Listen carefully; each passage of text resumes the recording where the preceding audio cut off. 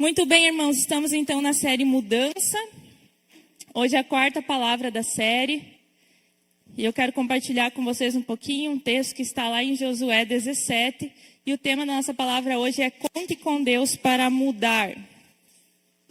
Parece óbvio, né? A gente diz assim, mas eu sempre conto com Deus. Mas muitas vezes, pelas nossas atitudes, às vezes nós demonstramos não contar com Deus para as nossas mudanças. Então hoje, através dessa palavra, vamos ser incentivados a sermos sensíveis à presença de Deus, aquilo que Deus está falando conosco, e a exercer então essa confiança em Deus. O texto de hoje está em Josué 17, do capítulo 14 ao 18, nós podemos acompanhar lá na tela. Para situar um pouco todos nós aqui a respeito do que nós vamos ler, essa história ela acontece logo após o povo de Israel conquistar então a terra de Canaã, está em processo de conquista. Então, finalmente, após peregrinarem lá no deserto, eles chegam à terra prometida e é hora de tomar posse. Mas eles não iam simplesmente entrar na terra, eles teriam que guerrear e conquistar aquela terra, né? Eles teriam então que afastar, né, derrotar os inimigos do povo de Deus e assim poder tomar posse daquela terra. Então, agora está naquele momento de dividir as terras por tribos e esse é o trecho que nós vamos ler aqui da tribo de José. Você pode perguntar, como assim tribo de José?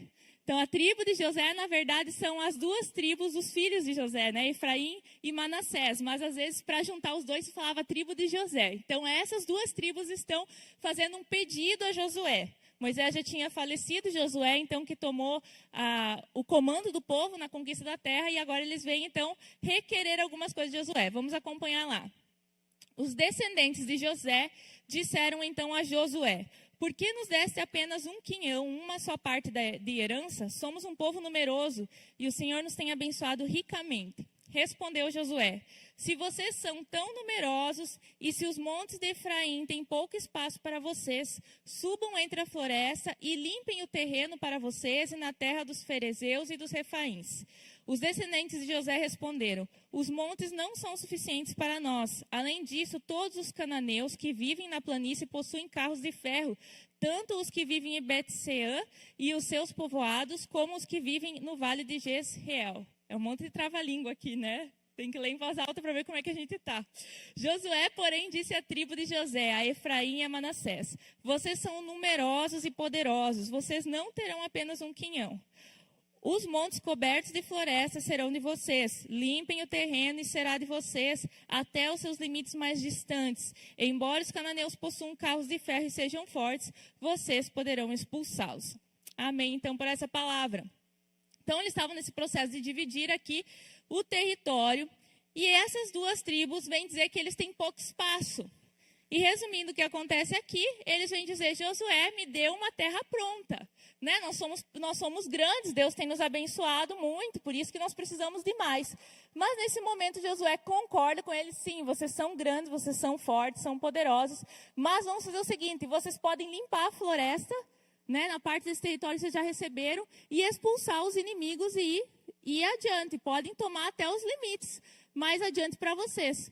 Então, o que a gente vê que essas tribos estavam querendo é que eles não queriam se esforçar para conquistar a terra. Eles perceberam que eles precisariam avançar, conquistar, né, precisariam de mais, mas eles não gostariam de batalhar por isso. Eles queriam que já viesse pronto. Então, Josué firma o pé ali e fala: não, concordo com vocês, mas vocês vão ter que se esforçar por isso. Vocês são fortes. Ele fala: sejam fortes, vocês têm potencial de vencer. Afinal, as duas condições importantes para que eles pudessem, então, ter essa conquista, eles já tinham. Que era uma palavra, né? Deus já tinha dado uma palavra que a terra seria deles. E eles tinham força, que era a bênção de Deus sobre eles. Então, Deus já tinha decidido abençoar, que à medida que o povo de Israel avançasse na terra prometida, Deus daria vitória para eles sobre os seus inimigos. Então, eles tinham as condições propícias para que eles conquistassem. Eles eram fortes em Deus. O que faltava era, então, eles agirem nessa força. Então, pensando um pouco sobre isso, nós percebemos que geralmente esse é um ponto que nós também podemos chegar algumas vezes em nossa vida. Nós aprendemos nas últimas palavras aqui sobre mudança que nós precisamos dar atenção a alguns aspectos importantes, como alicerçar nossa vida em Jesus, mudar a nossa mente, identificar áreas de mudança, cultivar bons relacionamentos, proteger os nossos limites, submeter-se a conselhos e finalmente decidir se esforçar e mudar, que é uma palavra que tem sido muito batida, a decisão de você fazer aquilo que Deus tem chamado você a fazer. Muitas vezes a gente se encontra igual esse povo, a gente avança em todas essas etapas, né? A gente firma a nossa vida em Jesus, está trabalhando para mudar nossa mente, cuida dos nossos relacionamentos, nossos limites, mas a gente falha às vezes em dar continuidade. Muitas vezes nos falta, então, a gente ter essa convicção da força que repousa sobre nós. Que nós podemos, de fato, contar com Deus como aquelas tribos poderiam contar com Deus. Que existia um Deus que estava a favor deles e que não dependia somente da atitude deles, mas que ao eles tomarem uma ação, Deus estaria com eles os abençoando. Então, nós temos consciência que nossa força não é suficiente para mudarmos a nós mesmos. Né? Se nós formos analisar os nossos pontos de fraqueza, nós vamos ter que reconhecer que nós somos limitados. E muitas vezes essa fraqueza, ela também acontece porque a gente tem a tendência de fugir de coisas desconfortáveis, de coisas novas, de ter que mudar. A gente não gosta do desconforto. E a gente também não gosta muito de situações em que a gente perca o controle do que vai acontecer. A gente prefere dar passos onde a gente sabe exatamente o que a gente tem que fazer e se a gente tem condições de fazer aquilo lá. A partir do momento que a gente pensa assim, a partir daqui eu não tenho certeza se eu vou dar conta, muitas vezes a gente recua de mudanças. E muitas vezes esse é o ponto que se chama o fator Deus. Que é aquele ponto que se você decidisse seguir ali, é a parte que Deus entra fazendo aquilo que você não pode fazer. Então nós temos a tendência de nos esquivar e arrumar justificativas igual esse povo, para dizer, eles são mais fortes, né? É difícil, facilita para nós. Então você pode parar e se perguntar por que Deus muitas vezes não dá as coisas prontas para nós. Deus, eu quero muito deixar de pecar em tal área. Por que Deus não faz assim, plim, e você simplesmente perde o desejo de pecar naquela área, não sofre mais tentação e está tudo certo. Ou você tem desejo, sei lá, de crescer, de ampliar conhecimento, de ser uma pessoa de destaque na sua profissão, porque Deus simplesmente não manda para você assim uma sabedoria, uma inteligência fora do comum e está tudo certo. Por que Deus não faz assim de forma simples, como aquele povo queria? Só me dá, pronto. Por dois motivos principais. Porque Deus deseja que a gente seja fortalecido no processo. Então nós precisamos ser amadurecidos. Deus mesmo nos treina para batalhas mais fortes, como dizem em Salmos, né? Deus nos prepara as nossas armas para nos treinar para batalhas maiores, mais fortes. Então, à medida que nós vamos tendo as nossas conquistas, nós vamos também nos fortalecendo, nos amadurecendo. Então, aquele povo precisava conquistar, eles precisavam dizer não para os deuses daqueles povos, eles precisavam mostrar que eles obedeceriam a Deus, cumprindo o que Deus mandou eles fazerem. E também o outro motivo, que Deus não nos dá as coisas simplesmente prontas, é porque Deus deseja que a gente venha experimentar o poder de Deus, o milagre de Deus, o sobrenatural do Senhor. Então, Deus permite, sim, que nós vivamos em processos de mudança, onde nós vamos ter que contar com o fator sobrenatural de Deus. E esse é o ponto que nós não podemos recuar. É o ponto onde as coisas não estarão dentro do nosso controle. Mas nós sabemos que temos um Deus que estará conosco e nos ajudará. Então, quantas coisas que nós somos chamados a dar passos em nossa vida, nos nossos relacionamentos, no nosso trabalho, nos nossos estudos, e nós sabemos o que nós conseguimos começar. Mas às vezes a gente tem medo de como vai ser depois do começo. É nessas horas que eu tenho que confiar que Deus vai me sustentar em todo o processo. Deus me torna forte. Como Josué disse para aquele povo, vocês são fortes. Sejam fortes e vocês conquistarão o que é necessário. E eu quero então destacar aqui 2 pontos, se você deseja contar com a força de Deus para poder, então, gerar as mudanças necessárias para a sua vida. E tem 2 coisas que me chamam a atenção, que eu acho muito importante. E a primeira que eu quero que você escreva aí na sua guia é: tenha uma consciência limpa e firme.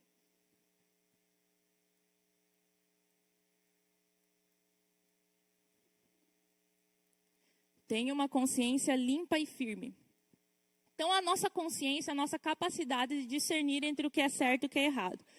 Então, cada pessoa divide em sua mente aí coisas que são boas, que ela considera boas, e coisas que elas consideram ruins. O que é certo e o que é errado. Então, a consciência é aquela parte do nosso ser que Deus nos deixou, né? Uma capacidade de podermos, então, escolher o que é melhor e andar por esse caminho e evitar o que é ruim. Então, quando a gente faz alguma coisa que é certa, a gente se sente em paz, a gente se sente satisfeito. Quando fazemos alguma coisa que nossa consciência nos acusa, nós ficamos inquietos e ansiosos com o sentimento de culpa. A Bíblia, então, fala que todas as pessoas têm consciência, até mesmo as pessoas que não têm Deus. A diferença é que a condição da consciência de uma pessoa sem Deus é uma consciência que está totalmente imergida na condição do pecado. Então, por isso que nós vamos perceber, às vezes, que, quem sabe você lá na sua família, na sua roda de amigos, tem algumas pessoas que não são cristãs, não praticam a fé igual a você. E você percebe ela fazendo algumas coisas que você considera extremamente pecado. Sei lá, falar um palavrão, contar uma piada suja. E você fica, meu Deus, como essa pessoa consegue falar com facilidade e sair daqui sem sentir culpa? É porque a Bíblia fala que a consciência delas está deturpada pelo pecado, como a nossa também já esteve. E em muitas áreas ainda está, e Deus está tratando para que ela venha a ser refinada pelo Espírito Santo na tendência de ser santo para Deus. Então, a consciência sem Deus é uma consciência caída. Mas mesmo essa consciência caída, toda a humanidade, a Bíblia diz que em todos nós existe algo dentro de nós que nos aponta para aquilo que é certo e que é errado. Em Romanos fala que todas as pessoas, até aquelas que ainda não entregaram sua vida para Jesus, elas podem olhar para a natureza, ver para os feitos de Deus e perceber que existe um Deus. Alguém que governa o universo, alguém que tem leis estabelecidas. Então, todas as pessoas, elas têm dentro de si essa consciência. É uma consciência que está danificada pelo pecado, mas ela ainda existe lá. Então, Deus, ele vem através do Espírito Santo trabalhar em nossa consciência a partir do momento que nós recebemos Jesus em nosso coração. Então, nossa consciência começa a ser direcionada para as coisas de Deus. Por isso que nós temos falado nessa série que nós temos que renovar a nossa mente, nos encher com a palavra de Deus. E à medida que eu vou aprofundando o meu relacionamento com Deus, o meu conhecimento a respeito da palavra de Deus, algumas coisas não fazem mais sentido para mim. E algumas coisas me trazem peso se eu continuo cometendo. Então, a minha consciência começa a me alertar a respeito das coisas que eu devo não fazer. O Espírito Santo nos lembra e a consciência é esse facilitador para nos trazer esse sentimento de culpa ou sentimento de paz.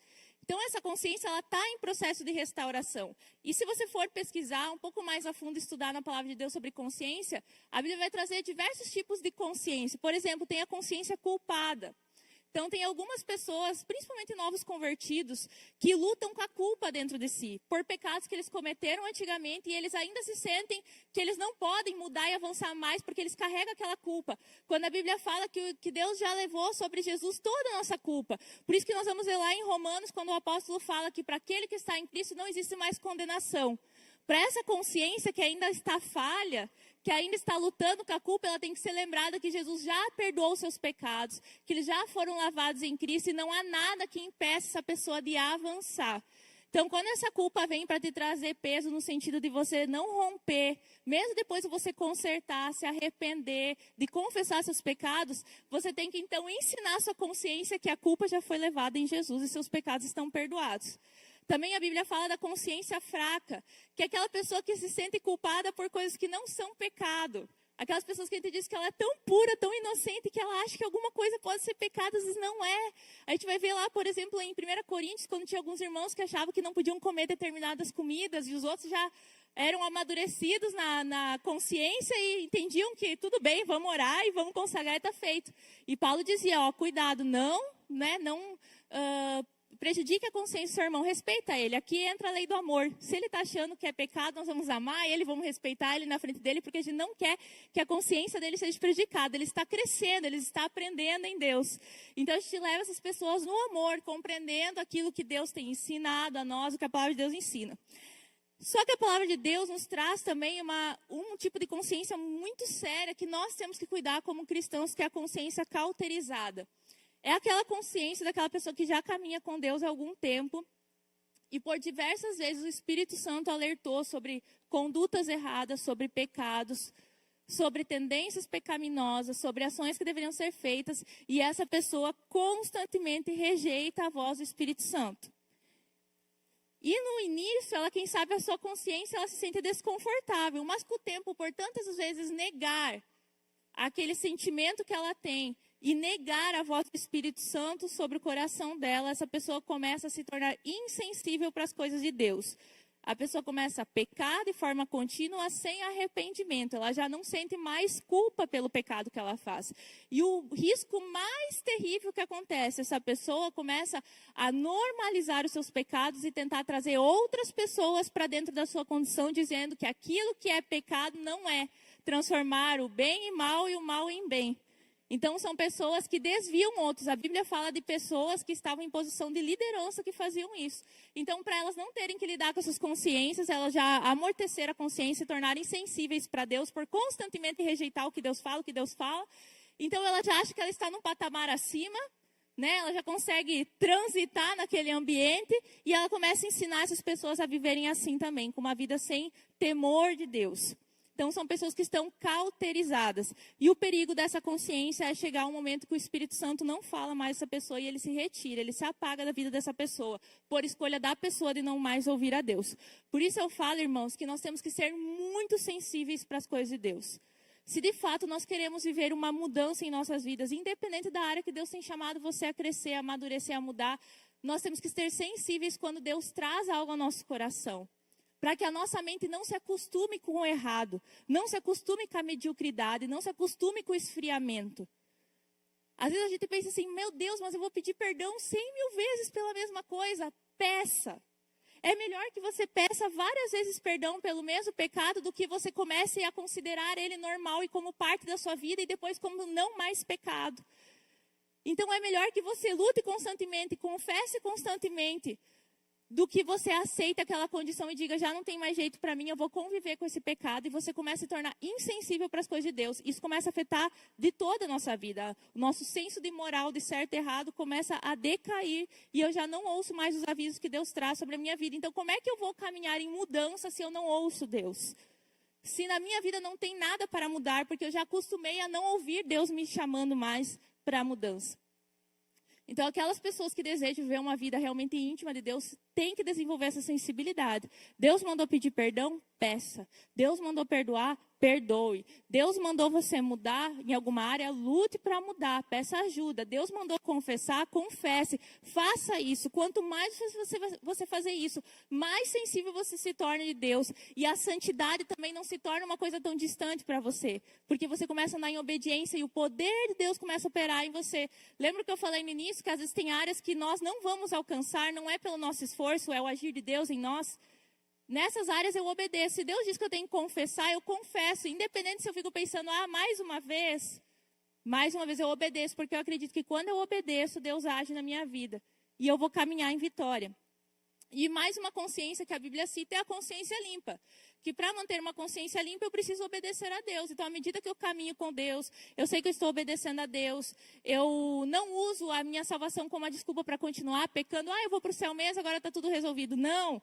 Eu cada vez mais me aproximo de Deus, eu deixo a minha consciência sensível para Deus, mas eu posso estar tranquilo diante do Senhor. Mesmo assim, eu tenho que estar sempre com os meus ouvidos abertos ao que Deus vai falar, porque às vezes nós pensamos que está tudo bem e não está. Mas eu estou com a consciência tranquila. Daí do nada Deus vem e chega com uma palavra no nosso coração e a gente pensa, meu Deus, eu pensei que eu estava em paz, que não tinha nada mais para mudar.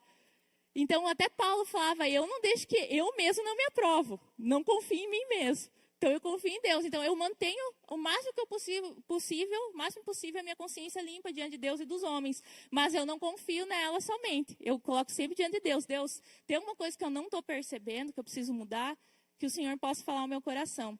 Então, 2 atitudes que nós precisamos ter para ter uma boa consciência. Abandonar o pecado quando a sua consciência diz que é para você parar de fazer alguma coisa errada. Então, aquilo que eu falei imediatamente. Então, um exemplo simples do cotidiano. Sei lá, você está assistindo um filme, se sente mal por estar assistindo ele, percebe que não é uma coisa que é agradável, foge do padrão divino. Automaticamente, no mesmo momento, você desliga e sai de perto daquilo lá. Mas eu sou madura, eu sei filtrar, cuide com essa maturidade. Às vezes você começa a cauterizar sua mente para a sensibilidade espiritual. E começar a achar que porque você é tão maduro, você pode ouvir e ver certas coisas que outros fracos na fé não ouviriam. Às vezes é o caminho para a sua tentação, para você decair. E a outra atitude que eu tenho que fazer é voltar-me sempre para Cristo quando minha consciência me acusar de algo. Se a minha consciência estiver me levando para perceber algum erro, eu ir para Jesus e dizer, Jesus, o que eu tenho que fazer, consertar, mudar. Ou se porventura o inimigo tenta usar a culpa sobre nós, de alguma coisa que eu já consertei, eu me volto para Jesus e digo, Jesus, eu fiz tudo que a tua palavra me orienta, eu confessei meu pecado, eu me arrependi, mudei minha atitude, eu não quero carregar essa culpa sobre minha consciência, limpa minha consciência. E a gente pode desfrutar então da paz de Cristo. Então, nós temos a consciência como um instrumento de Deus para nos ajudar no nosso processo de mudança. Então, por que a consciência limpa e firme é importante para nós? Para a gente não se deixar intimidar diante das condenações do diabo sobre aquilo que já foi perdoado. Pessoas intimidadas que sentem culpa não conseguem mudar. Elas se sentem travadas, então é preciso ter uma consciência firme em Jesus. Também não perder tempo com coisas insignificantes. Quando eu tenho uma consciência firme, eu sei que eu estou bem diante de Deus, que eu estou fazendo o que devo fazer. Eu também não fico me apegando a coisinhas desnecessárias. Também, quando estou com a consciência limpa e firme, eu estou apto para perceber meus erros e disposto a me arrepender e corrigir. E também é importante para ter convicção e paz para realizar o que Deus nos chamar a fazer. Então, por que a consciência é importante? A consciência, ela nos ajuda a dar passos para frente. Quando eu estou em paz, eu consigo romper. Eu consigo andar em direção que Deus tem para nós. Para mim, né? Então, se sua consciência for imatura, fraca ou corrompida, você não conseguirá mudar. A consciência pura é o que nos torna sensíveis para mudanças necessárias e confiantes para avançar. E a segunda observação que temos que ter na nossa vida, uma atitude para a mudança, é exerça a fé. Pode completar na sua guia.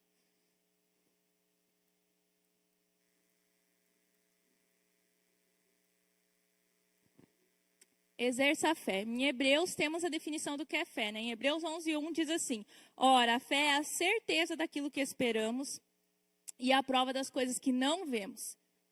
Então, a fé, ela não é sobre ter sentimentos bons, boas energias, positividade. Ai, vai dar certo, vai dar certo, vai dar certo. Isso não é fé. Positividade não é fé. A fé é certeza. Mas para nós termos certeza, nós temos que ter uma verdade, ou seja, uma palavra. Então, a minha fé, ela não está boiando no mundo do além. Ai, vai dar tudo certo, solta a palavra assim. Não.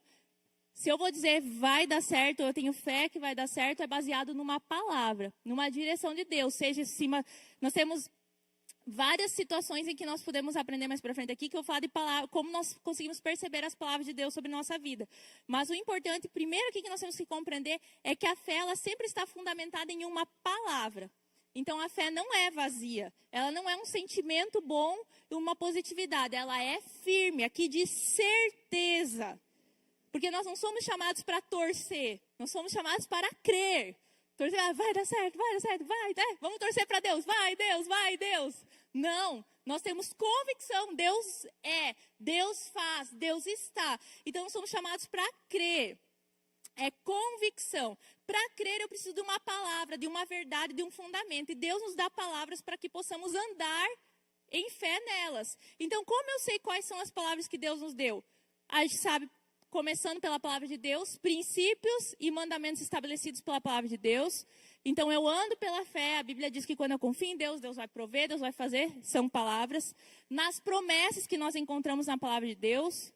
Bem-aventurados que choram. Fala sobre várias promessas, eu estarei com vocês até o fim do mundo. Como eu venci, vocês também vão poder, então, seguir na vitória em Jesus. Então, nós temos várias promessas, né? Quem tem aquelas caixinhas de promessas em casa, ali fica bem fácil que já está separado. Temos muitas promessas que nós podemos fundamentar nossa fé. Mas também existem palavras específicas que Deus pode dar na sua vida através do ministério do Espírito Santo no teu coração, através de um conselho, uma direção de um líder espiritual, de uma pessoa que tem o dom então para profetizar sobre a sua vida. É uma palavra específica direcionada, mas sempre existe uma palavra. O Edson já contou algumas vezes aqui o exemplo que o Pao Yun-Shu, eu não sei falar direito o nome dele, ele escreveu o livro Quarta Dimensão e sempre conta aquele exemplo daquelas duas mulheres que precisavam atravessar um rio para ir numa conferência, né? Elas chegaram lá, precisavam atravessar o rio, estava o rio na frente delas, então elas pensaram, como Pedro andou sobre as águas, eu vou ir também. E foram e se afogaram, infelizmente, elas faleceram. A palavra era para quem? Para Pedro, não era para elas. Se Deus tivesse dito para elas, andem sobre as águas ali específico, elas poderiam ter ido. Mas existem palavras na Bíblia que são específicas para aquelas pessoas. E existem coisas que são de condições gerais, que são para todos nós. Então, nós precisamos ter conhecimento da palavra de Deus para andar na palavra que Deus estabeleceu para nós. Então, para acionar a fé, é necessário se comportar baseado nessa palavra. Então, eu quero exercer a fé. Então, eu tenho que, a partir do momento que eu tenho convicção daquilo que Deus quer que eu faça, eu preciso me comportar baseado nisso. Então, as coisas não irão mudar e você não receberá poder para mudar, nada vai acontecer enquanto você não se colocar numa atitude de fé, de mudança. Né? Igual eu falei no início, as coisas não vão cair assim simplesmente. Eu começo a andar em direção àquilo que Deus colocou no meu coração. Então, é uma coisa que eu sempre aprendi muito com o Edson, desde o início. Eu sempre fui uma pessoa mais voltada ao racional, né? Mais Tomé da Bíblia, né? Não tem nenhum mérito nisso. É um personagem bíblico, né? Mas ele não é um bom exemplo para nós em alguns sentidos. E eu sempre caminhei nesse sentido de respeitar as palavras que Deus trazia na vida do Edson. Eu nunca vi ele, Deus vai fazer um dia. Deus falou, ele começa a andar. E é sempre assim, toda semana. Deus mandou fazer, a gente começa a fazer assim, meu Deus, começam a fazer isso, dá muito trabalho, eu não tenho dinheiro. Ele começa simplesmente a fazer.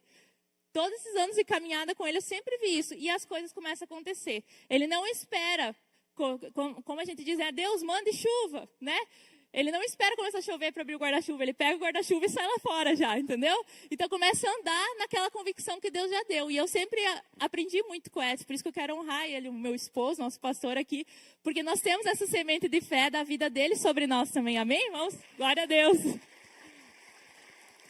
Nós somos frutos dele confiar na palavra de Deus, né? Então, por isso que eu dou graças a Deus, né, mulheres? Deem graças a Deus, nós temos que nos submeter, não tem que ter palavras, só tem que andar nelas, né? Então, eu vou andando na palavra que Deus vai direcionando. Eu acho a parte mais fácil eu colaborar com aquilo que Deus quer fazer do que eu saber o que é para fazer.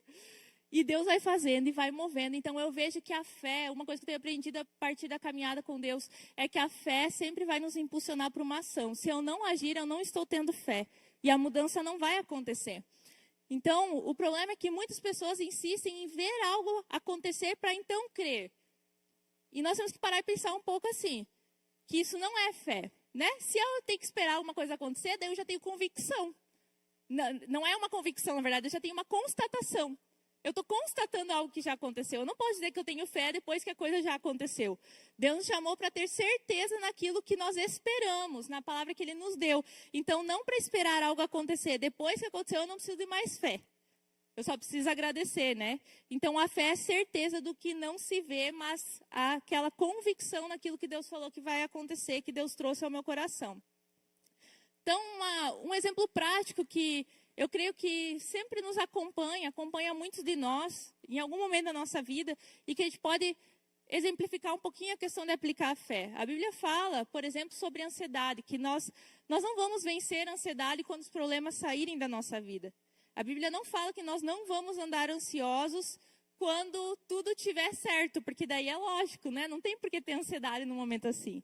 Mas, pelo contrário, lá no livro de Filipenses 4, tem um texto que nos orienta. Não andem ansiosos por coisa alguma, mas em tudo, pelas orações e súplicas e com ação de graças, apresentem seus pedidos a Deus. Então, o que ele diz aqui? Você não vai andar ansioso quando você pedir para Deus o que você precisa. É o primeiro passo. Então, eu estou diante de uma situação que me causa ansiedade e eu quero exercer a fé. Primeiro passo é apresentar diante de Deus com gratidão, com ações de graça, crendo que Deus está cuidando da situação. E daí diz que essa é a nossa parte, depois entra a parte que Deus faz. E a paz de Deus que excede todo entendimento guardará os corações e suas mentes em Cristo Jesus. Não fala assim, e automaticamente quando você orar os problemas vão se solucionar no mesmo momento. Não, diz que naquele momento você vai ter paz.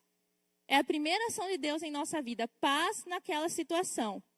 E vai guardar o coração, nossa alma e a nossa mente, os nossos pensamentos. E eu acho muito interessante a continuação, porque a continuação de Filipenses fala sobre pensamentos. Finalmente, irmãos, tudo que for verdadeiro, tudo que for nobre, tudo que for correto, tudo que for puro, tudo que for amável, tudo que for de boa fama, se houver algo de excelente ou digno de louvor, pensem nessas coisas. Então, eu tomo uma atitude de só absorver pensamentos em minha mente que fazem referência a essas qualidades. Qualidade de puro, de amável, de boa fama, de digno, de excelente. Eu escolho não abrigar pensamentos que contrariem essas qualificações. Nesse momento eu pratico a fé. Então é uma escolha. Não andar ansioso é uma escolha de confiar em Deus e não permitir que certos pensamentos de medo abrissem minha mente e no meu coração. Então é algo prático. E a partir daí a minha conduta é de não sair xingando todo mundo, né? E dizendo que é porque eu estou ansioso. Não sair dirigindo de forma terrível no trânsito porque está bravo. Não. Eu absorvo a paz de Jesus no meu coração e eu ando em fé que Deus está cuidando de tudo. E daí Deus vai fazer, irmãos. Porque se você não teve paz é porque você ainda não entregou. A hora que entrega tem paz. Então ainda não tem paz, ora mais. Ora, até ter paz. Tem que entregar, tem que descansar. Deixar que a paz de Deus inunde seu coração. E nesse processo encher sua mente de palavras que venham ser verdadeiras, puras e amáveis, as promessas de Deus sobre você. Então nós vimos aqui hoje 2 atitudes importantes para aqueles que desejam de fato experimentar mudanças em sua vida. Ter essa sensibilidade, uma consciência firme diante de Deus e exercer sua fé de forma prática. E com isso, concluindo hoje a nossa palavra, irmãos, eu quero incentivar você a contar com Deus nas suas mudanças. O primeiro passo, como nós aprendemos, sempre vai ser nosso. Eu ando, mas desse primeiro passo contando que Deus vai fazer a parte dele. E hoje nós vemos aqui 2 atitudes importantes se eu quero de fato que Deus possa ter liberdade para agir em minha vida. E Deus vai então nos capacitar através do poder do Espírito Santo a fazermos as mudanças necessárias. Amém? Vamos colocar em pé e vamos orar? Feche seus olhos nesse momento. Vamos colocar diante do Senhor que nós queremos confiar nele, queremos ter sensibilidade para aquilo que ele quer nos falar e exercer a nossa fé, então, em direção àquilo que ele nos chamou a fazer. Deus, queremos te agradecer, porque nós somos filhos e por ser filhos, o Senhor se preocupa como pai, que a gente venha mudar, que a gente venha ser educado, que a gente venha crescer nos teus caminhos. Como os pais terrenos se preocupam que seus filhos venham crescer de forma certa, sendo pessoas de bem, pessoas educadas, pessoas cheias de Deus, muito mais o nosso Pai Celestial se preocupa que nós venhamos crescer assim. Por isso, nossa primeira atitude aqui nessa oração é agradecer, porque se o Senhor nos convida para a mudança é porque somos filhos. O Senhor se preocupa conosco, o Senhor quer que haja mudanças em nós. E nós queremos também, nesse momento, diante do Senhor, da igreja, junto com os irmãos, pedir, Deus, que o Senhor venha nos ajudar a ter uma consciência sensível à Tua voz, Deus. Que nós não venhamos ser teimosos e persistentes no erro ou em não ouvir o Senhor, mas que nós venhamos a ser sensíveis e automaticamente, no mesmo momento, sermos obedientes a Ti, Deus. Para que a gente possa sempre ter o privilégio de ouvir o Senhor falando ao nosso coração e aprender a escutar a Tua voz, a nossa intimidade, Deus. Também oramos, Deus, que o Senhor nos ajude a exercer fé naquilo que o Senhor já nos deu condições de fazer, que o Senhor já nos deu palavras, que o Senhor nos deu direção na Tua palavra ou palavras específicas. Que a gente saiba contar com o Senhor, Deus. Que a gente não seja teimoso em querer andar na força do nosso braço, ter as coisas controladas, ter as coisas sempre na nossa autonomia e independência, mas aprender a confiar que naquilo que eu não alcanço, o Senhor alcança. E se o Senhor me chamou para fazer, o Senhor vai fazer aquilo que eu não posso fazer, Deus. Que o Senhor nos ajude a andar nessa fé, Deus, e experimentar aquilo que o Senhor tem para nossas vidas, Deus. Agradecemos pelo poder do Espírito Santo que opera em nós, Deus. Que a gente possa experimentar esse poder diariamente e que as pessoas à nossa volta vejam os frutos da nossa mudança em nome de Jesus. Amém. Glória a Deus.